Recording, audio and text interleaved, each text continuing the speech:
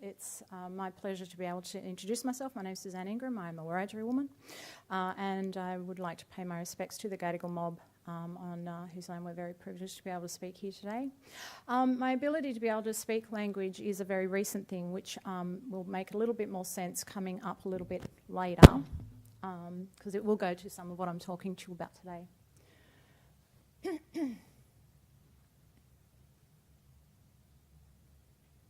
Go.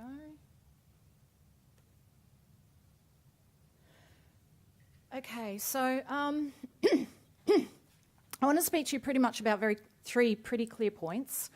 The global economy, which is in disarray, ticking the census box, what does that mean for policy, and Aboriginal women's precarious situation in a market-driven, volatile economy. Okay, so the global economy is in disarray for the majority. Let's have a look what that looks like. So this is the current status for mortgage at the moment. The 2008 global financial crisis sparked in the US was a housing lending crisis. In the end, everybody paid for it, while we witnessed a multi-billion-dollar bailout of some of the richest people in the world for screwing ordinary people's lives. Australia was buffeted by Kevin Rudd's $800 plan. But 10 years down the track, we live amongst what Australian economist Steve Keen calls the walking dead of debt. The predicted rise in interest rates, the usual strategy that the Reserve Bank uses to impose market correction, will tip the majority into mortgage stress. Now that's Western Sydney. As Guy Standing, author of The Precariat, puts it, what we're seeing is the painful construction of a global market economy, and over the past 30 years, neoliberalism has fashioned this economy. For pretty much the same period, at local Aboriginal Land Council meetings in Western Sydney and other land councils throughout New South Wales, I suspect, the membership has been constantly fending off white people petitioning to join the Land Council, seeking either a certificate of Aboriginality to register for housing waiting list or to obtain a low-interest home loan, attend the Aboriginal Medical Service for free dental care or other care, or apply for identified positions in government departments or NGOs, or a combination of all of the above. They presented to us, as many white people do, weaned on a steady diet of bullshit about what it is to be Aboriginal, and more tellingly, how we are supposed to recognise each other. And so, in their petitions to identify, they would say things like, "Oh, I've never been able to sleep under a roof, I've always preferred to sleep under the stars." Others would shake fistful of papers that they insisted unequivocally determined that they are indeed Aboriginal. So when no member stepped forward to vouch for them, especially those who had attended the same schools or grown up in the same neighbourhoods, there were indignant reactions and accusations of racism. I personally witnessed petitioners throwing chairs and screaming at the Aboriginal membership for not recognising them.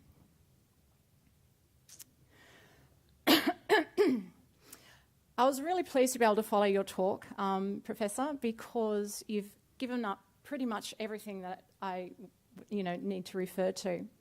And it gives me a little bit more time to talk about what I need to. So the 1971 census counted Aboriginal and Torres Strait Islander people in the new legal framework resulting from the 1967 referendum 50 years ago. The 2011 census was the 40th anniversary of this new framework, and concerted efforts are made each year to promote census taking of Aboriginal and Torres Strait Islander people. The number count, as you saw, has been steadily rising.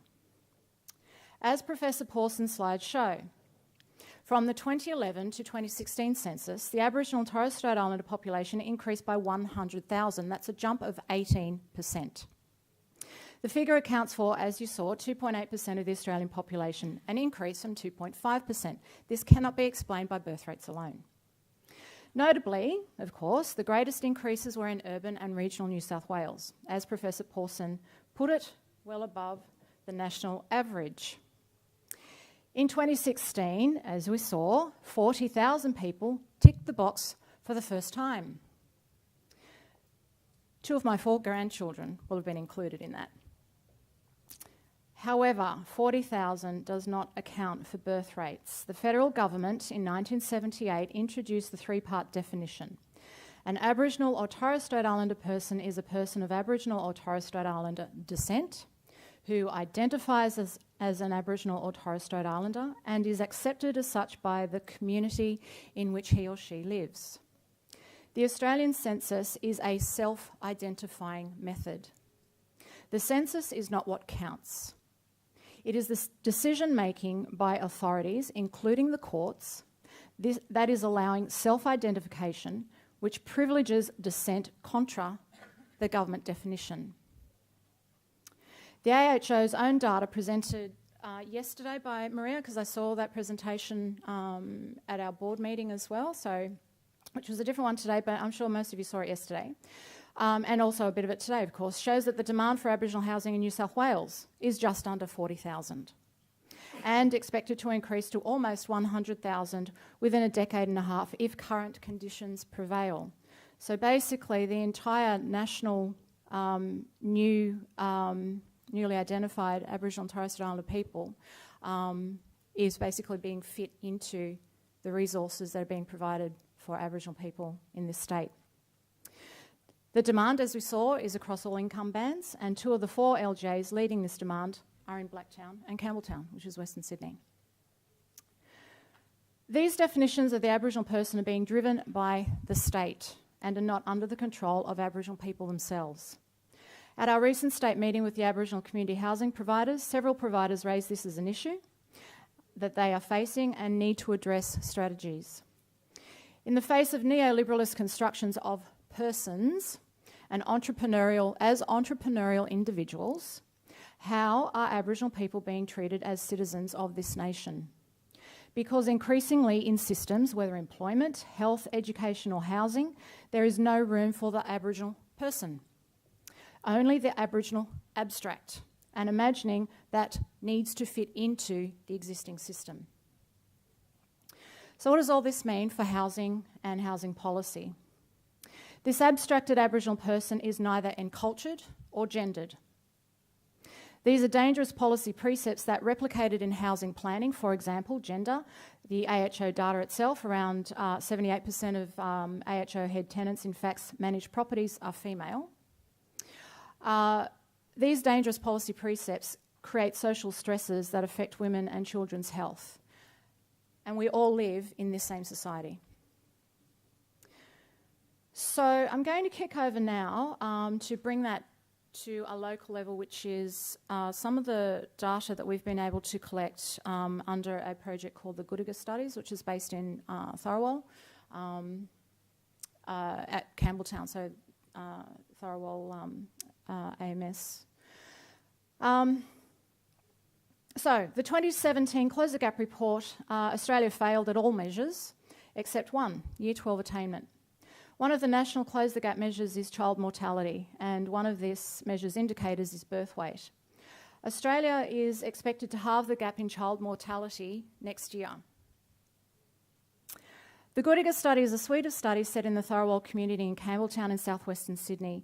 It's the first cohort on the Australian eastern seaboard and internationally unique, following Aboriginal children since birth to 9.5 years in an urban location in a major settler nation metropolis. The health and well-being of mum is critical to healthy for life for Aboriginal children as we grow.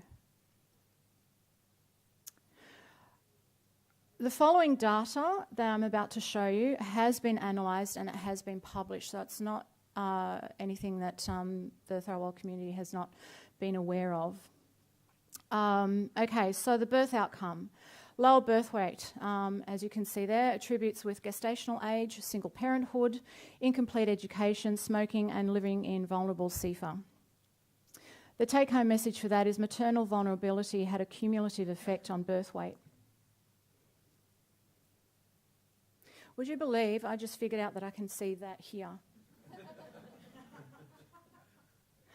Okay, so residential tenure. Nearly 70% of mothers moved house over the 7-year period, which is higher than the national average. Australians do tend to be quite mobile, but this is it is actually higher than the national average. Again, these are just data pieces. To go into this a little bit further would require a lot more qualitative data. The number of moves, the majority of mums moved up to 3 times over the course of 7 years. 3 of the mums had moved almost annually, as you can see up here. So this is a cohort of 135. Child's residence tenure age, which looks like it might have skipped. The child's resident tenure age, sorry, hang on a sec, let me just have a look at this. There it is, sorry. The majority made no comment on, sorry, no, I was right the first time. Housing quality, beg your pardon, which goes back to what Hal was talking about earlier. The majority, in fact, made no comment on housing quality. It just goes to me, and again, unless we have a look at the qualitative data, of which the interviews haven't really elucidated this information, but there is a level of accepting what you get and making do.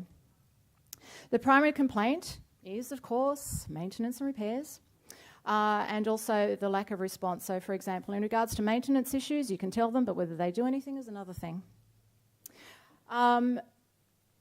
Child's resident tenure age. Now, this is quite critical because, as you can see, the moves happen. It stabilises at 60 months, 5 years of age, obvious reasons. Kids need to go to school. And again, at 8.5 years.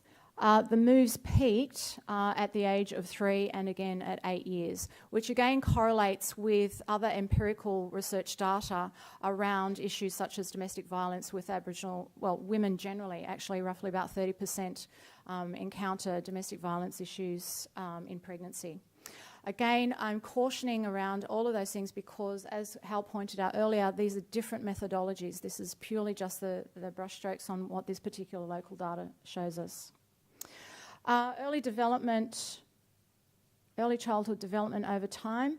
Maternal factors were most predictive of performance at 3 years of age. Early childhood education for vulnerable children is important, and this goes to the relationship between the home, and the stability of the home, and the child's education and the school. It is absolutely significant.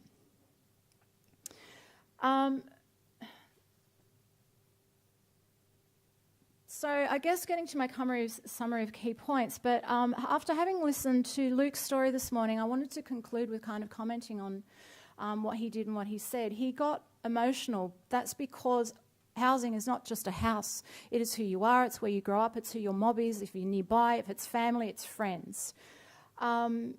We know from the AHW data that Hal referred to earlier that in Aboriginal, the Aboriginal data, the importance of living near friends and family is much higher. It outstrips everybody else. There is another slide on that, which I'll be showing this afternoon. What I wanted to then touch on, again, is how he talked about his story, about how he got out. He mentioned Nakia Louie. Now, Nakia Louie grew up in Mount Druitt. Her mother is Abil, and she is a nurse and an educator. Her first play was called Shoot the Messenger. Those of you that haven't seen it, spoiler alert, I'm going to kind of tell you a bit of the ending of one of the characters. I'll just read a couple of lines from it because it really is an amazing play. Nan's house had really bad termites for a year. I'm talking nests of white termites protruding from the walls, twice the size of a basketball. But what really concerned us was the floor. It was carpet over old floorboards and was giving all over the place. You'd step in the wrong place and the floor would give out under you and you'd be gone. We were really worried that Nan would fall through the floor. So every day, for a year, my mother and I would call Department of Housing to come fix the termites. The play ends, of course, letting us know that Nakia's Nan did die. And she says, I know old people fall over and die all the time, but I think if she wasn't in an Aboriginal housing home, she would still be alive today. That's kind of the legacy that the Aboriginal Housing Office has inherited, and I know how much work that these guys are doing. I know how much work these guys are doing because they're also working very closely with the Aboriginal housing providers on the ground.